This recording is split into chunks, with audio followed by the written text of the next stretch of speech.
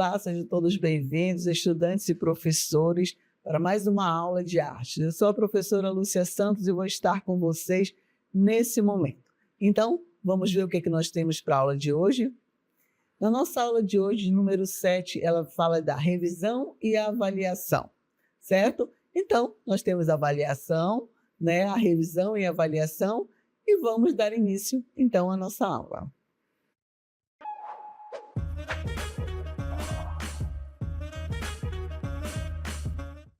Muito bem, então iniciamos a nossa revisão com essa frase, essa célebre frase, né, que diz: não se imita aquilo que se quer criar. Então, é uma frase de um artista que já fazia parte de um movimento artístico, aonde eles falavam que a imitação para eles não seria necessária, mas eles tinham um fundamento que, para mudar o estilo de pintura, para mudar a sua forma de desenhar, inovar na sua arte, você teria que aprender também primeiro as técnicas naturalistas, do Renascimento, as técnicas acadêmicas, para poder começar a modificar. Então, não se imita aquilo que se quer. O que eles queriam falar com isso? Que a partir da sua ideia, mostrar os objetos de várias formas, em vários ângulos, em um único plano, né, seria uma nova forma de representar. Isso se dava com a observação dos objetos, como eles tinham a funcionalidade, como eles tinham a sua essência, o quadrado, o retângulo, o triângulo, certo? E aí vinha o quê? O paralelepípedo, a esfera, o cone, o cilindro, e a partir daí criavam essas formas. E o que nós podemos falar mais um pouquinho? Vamos ver? Então, o espaço do quadrado, plano sobre o qual a realidade é recriada, rejeita distinções entre forma e fundo ou qualquer noção de profundidade. Então, esse movimento artístico ele não utilizava perspectiva, certo? Nele, corpos, paisagens, sobretudo objetos como garrafas, instrumentos musicais e frutas, têm sua estrutura cuidadosamente investigada nos trabalhos de Braque e Picasso. São afinados em termos de projeto plásticos, que não é fácil distinguir as telas de um de outro. Então, eles tinham uma técnica muito próxima, como eles faziam, como eles retratavam os objetos e as pessoas. E aí nós podemos falar dessa fase que envolve esses dois artistas, que era o cubismo. Então, o cubismo ele se divide em duas grandes fases. Essas duas fases elas vão perpetuar, né, e marcar esse movimento artístico, que vai de quê? De 1912, no chamado cubismo analítico e o cubismo sintético. Eu trouxe aqui duas imagens, onde eles apresentam para vocês justamente essas duas fases. O analítico é essa primeira que está toda em cinza, né? Porque eles pegam as imagens e, a partir daquelas imagens, como eles começam a fragmentar as imagens, querendo mostrar a parte atrás, na frente, do lado, por dentro.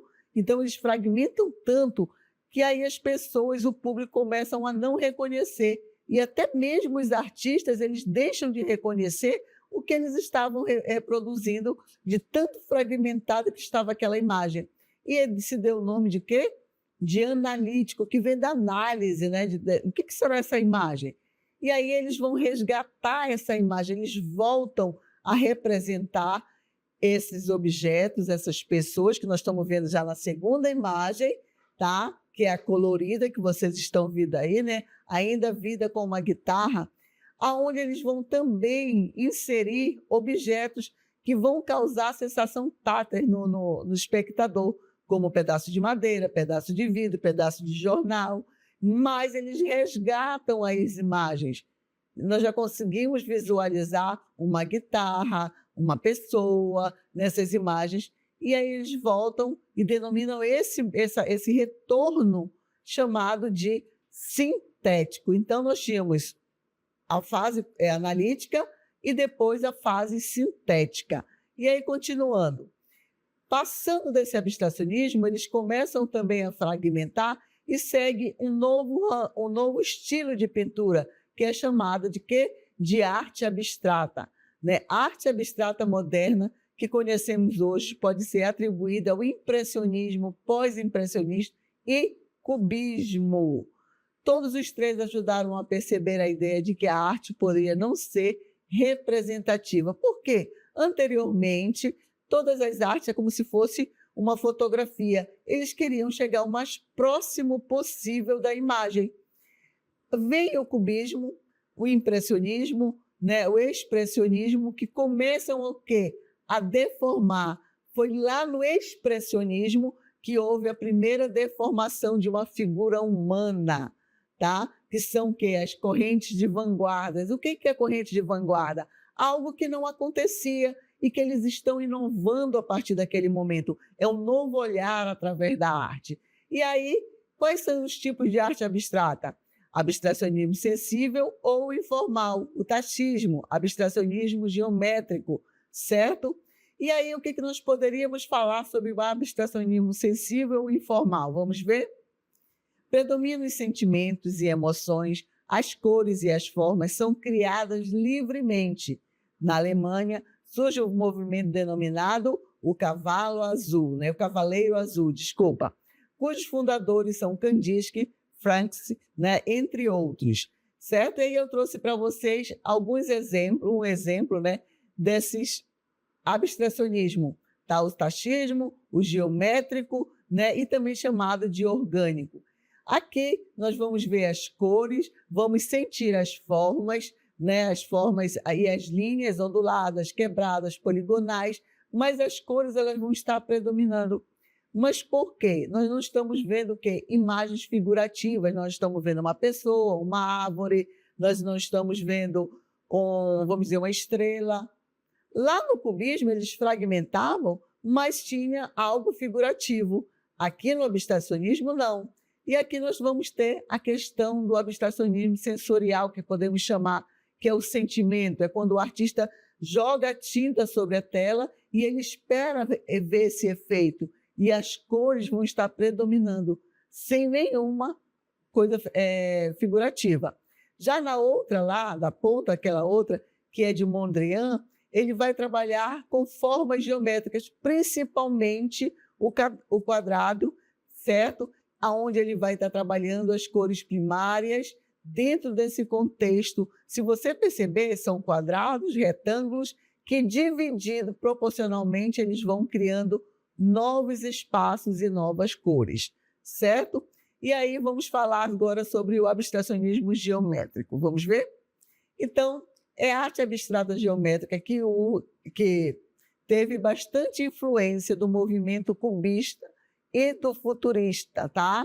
Por que o futurista? O futurista, ele queria pegar os movimentos das máquinas, repetir os movimentos através da pintura. Então, ele repetia uma sequência de movimento e, às vezes, tornava a imagem até, vamos dizer, abstrata, tá? Isso devido ao uso de formas geométricas e com uma característica mais racional e dura nas representações. Sendo assim, as linhas e cores são organizadas de forma a resultar em uma composição majoritariamente geométrica, certo? Então, o que eu quero falar sobre essa questão do abstracionismo? A partir do momento que ele vai pegar a influência do impressionismo, do expressionismo, o expressionismo ele vai trabalhar principalmente com a deformação da figura humana, ele vai trabalhar com a dor, com os sentimentos, principalmente psicológico do artista, e ele vai expressar na sua obra. O impressionismo ele vem dizer que nem tudo é dor, mas o colorido, e que a luz, a incidência da luz sobre o objeto, ele vai mudar a sua tonalidade. E o que é isso que eles queriam falar? Eles queriam dizer que no escuro não existe cor, não é verdade?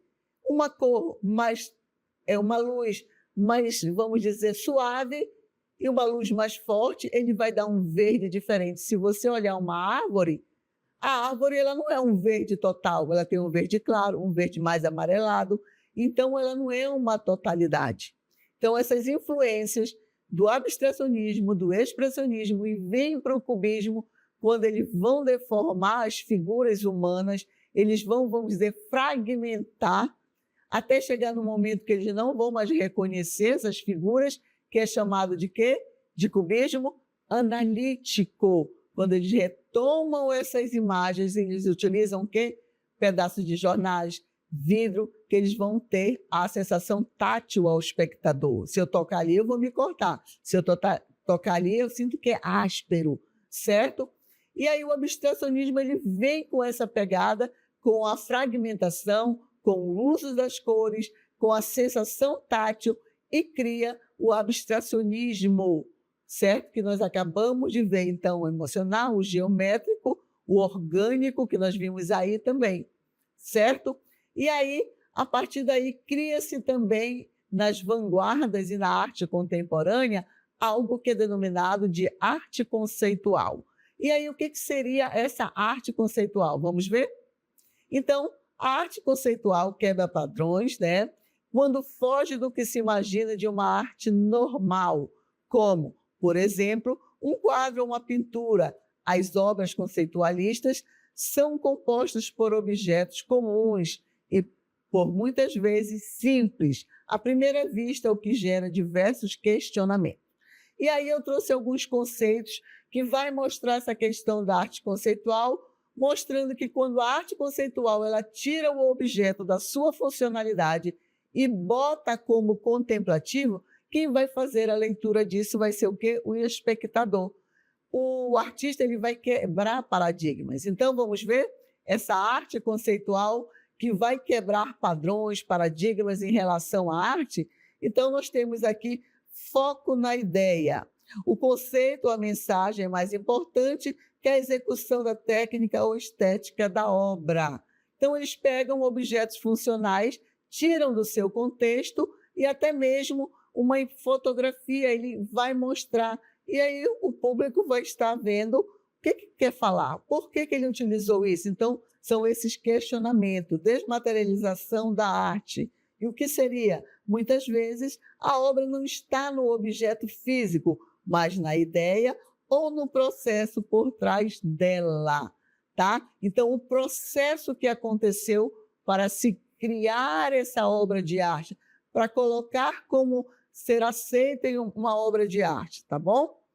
E aí, o uso de materiais não convencionais. Nós estávamos acostumados a ver o quê? As obras, pinturas, numa tela, que é algo convencional, utilizando as tintas. Mas aí esses artistas, a partir do cubismo, lembram do sintético, eles começam a utilizar o quê? Diagramas, fotografias, as performances, objetos do cotidiano. Eles vão inovar também, trazendo até um mictório assinado e colocado em uma exposição. Tira a sua funcionalidade e bota como apenas contemplativa. E ele vai ser o quê? O questionamento do sistema da arte. A arte conceitual desafia o mercado de arte, galeria e o papel do artista, questionando o que pode ser considerado arte. Será que tudo que é exposto é arte realmente? Será que o público vai aderir a isso? Então, a participação do público. Antes, o quadro ficava lá, a escultura ficava lá e era proibido tocar. Em alguns momentos até ainda é, né? Perpetuam aquela questão de só contemplar. A arte conceitual, as obras, né, envolvem interpretação ou interação do espectador. O que é essa interação? É o poder tocar, é o poder manusear, tornando parte do processo artístico. Então, o público ele vai fazer parte desse processo, né, que é a participação do público na arte conceitual. E o processo intelectual. A arte conceitual é muitas vezes associada a uma reflexão crítica, filosófica ou política sobre temas contemporâneos, certo? Então, aí nós temos essa questão da arte conceitual, quando ela abraça, né, esses objetos do nosso cotidiano e leva para questionamento do público. Será que isso é arte? O que eu quero falar nesse momento? Então, a arte conceitual ela quebra esses paradigmas, aí vem um outro movimento artístico, que é a pop art. E o que é a pop art? A pop já está falando popular, vem do popular, a questão do questionamento da massificação do consumismo. É eu trazer algumas inquietudes em relação ao consumismo. Então, a pop art ela vai dizer assim, que a arte ela pode estar acessível a todos, principalmente através da serigrafia. E eles utilizavam muito a questão do quê? Como se fosse uma história em quadrinho, as cores primárias muito gritante, a questão dos balões que eram utilizavam uma lata de sopa, como nós vimos, e criavam uma coluna, onde existia uma coluna dórica, jônica, que vem lá da nossa arte erudita, da nossa arte clássica, e coloca lá nas colunas. Quebra toda essa tendência que tem e vai questionar o porquê disso. Então, o consumismo vai estar muito presente nessa questão, porque era o início da televisão, das informações, e as pessoas aderiam a tudo isso sem questionamento. E a pop art ela vem fazer esse questionamento. Então, pop art ou art pop foi um movimento surgido principalmente nos Estados Unidos e na Inglaterra, né? E na Inglaterra, na década de 1950, que utilizava elementos, figuras e a própria estética popular em seus trabalhos, de maneira a fazer uma crítica direta e irônica da sociedade consumista que se formava naquela época, especialmente com a popularização da televisão. Aquilo que eu comentei com vocês. Imagine hoje, né, como é que está essa questão do consumismo. Vocês mesmos podem fazer uma reflexão aí nesse momento. O que é que eu tenho que eu comprei porque eu vi na televisão? Será que era útil? Será que eu estava precisando mesmo?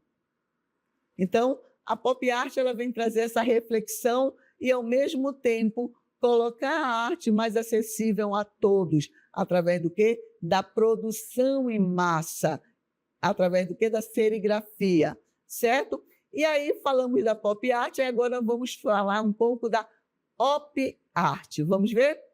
Então, o que é a op art? Utiliza de recurso visual que confunde a visão humana, dando a impressão de que a imagem está se movendo ou fazendo com que ela seja vista de forma diferente, a depender do ângulo que a observa. Aí eu trouxe uma única imagem. Se vocês centralizarem o olhar de vocês nessa imagem central, convergido para o centro, vocês vão ver como se a imagem ela estivesse em movimento constante. Claro que isso é apenas uma ilusão, mas esse era o objetivo dessa op art. Não é pop art, é op art, tá bom? Então, ela trabalha principalmente com as linhas e com as cores, utilizando muito o preto e o branco. Não só o preto e o branco, tá? O que ela vai criar é justamente essa associação das linhas e das cores repetidas para criar essa sensação de movimento. E aí, falando das artes visuais que envolvem, né? Falamos também de algo que está muito presente na arte, que é a dança. E fomos lá no início do primeiro, né, dos primórdios, que é o balé clássico. E aí, falando sobre o balé clássico, que possui características bem definidas, que tornam uma das formas de dança mais técnicas e refinadas. As principais características incluem... Quais são as principais características que inclui no balé clássico? Né? Postura ereta, o que é? A coluna e a cabeça são mantidas em alinhamento vertical, com ênfase na elegância e no alongamento do corpo. O bailarino clássico geralmente tem essa postura muito, né, alinhada, né, a coluna muito reta, a cabeça sempre mantida no alinhamento. E aí também tem a leveza e fluidez. O que é essa leveza e fluidez associada ao bailarino? O que acontece? Os movimentos são projetados para parecer leves e graciosos, como se os dançarinos estivessem flutuando, minimizando o contato visual com o chão. O que é isso? Geralmente, os bailarinos eles não vão ficar olhando para o chão, eles vão estar sempre com aquela postura alinhada, e aí, quando soltam, eles vão ter que ter uma leveza no cair no chão, certo? E porque tem o quê? Uma técnica rigorosa. O balé clássico segue uma série de técnicas padronizadas, como plié, piruetas e arabesques, exigindo precisão, controle muscular e disciplina. Principalmente, meus queridos, a disciplina vai estar presente no balé clássico. E aí utiliza muito o quê? A ponta dos pés. As bailarinas são conhecidas por dançarem pontas dos pés, que são utilizando a sapatilha de ponta, né? Dançarinos, especialmente as mulheres, muitas vezes executam o movimento nas pontas dos pés, simbolizando graça e leveza. Mesmo estando na ponta dos pés, elas têm que passar o quê? Leveza, graciosidade nos seus movimentos, na sua forma de dançar. E a simetria e a harmonia também. As coreografias tendem a ser simétricas e esteticamente harmoniosas, com foco em formas precisas e movimentos coordenados.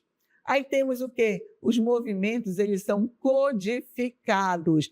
Os nomes dos movimentos, eles não vão mudar, tá? Eles sempre vão estar aqui, tanto no Amazonas, na Inglaterra, na China. Os movimentos, eles são codificados. Cada passo tem um nome específico e deve ser executado de acordo com normas tradicionais que foram desenvolvidas ao longo dos tempos. Isso aí faz parte de uma academia que não vai modificar, sabe? Ela vai permanecer, ela traz a sua origem desde os primórdios, tá? A questão do balé clássico.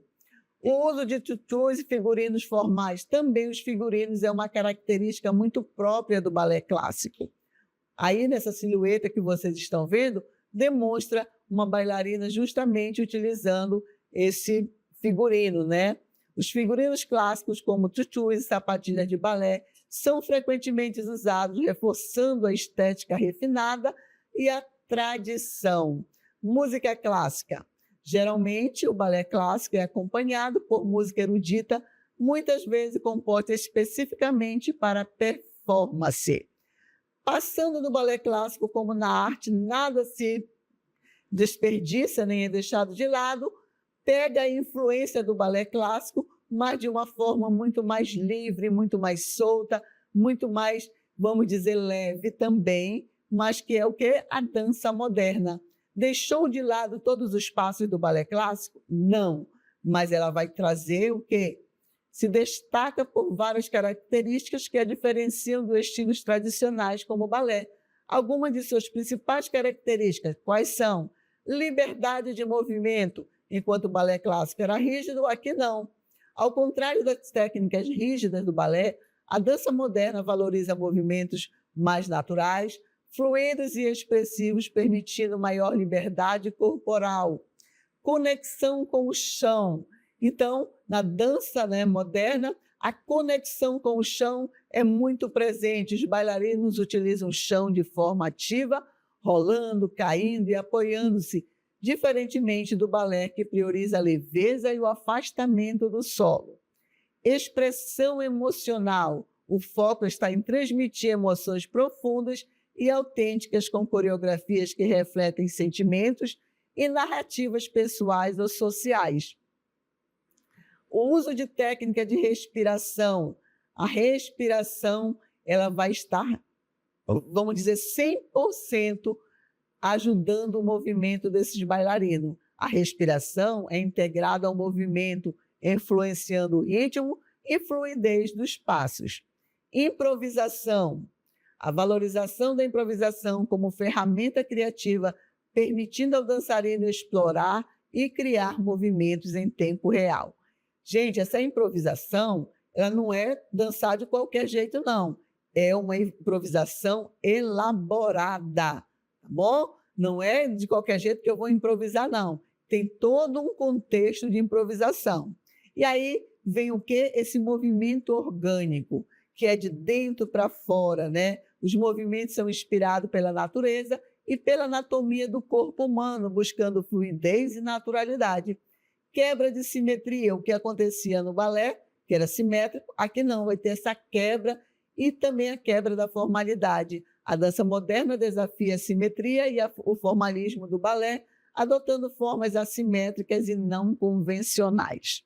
Certo? Então, aqui nós fizemos, né, uma releitura do que nós vimos, relembramos também o que nós vimos durante a nossa unidade, e aí finalizamos agora a nossa revisão.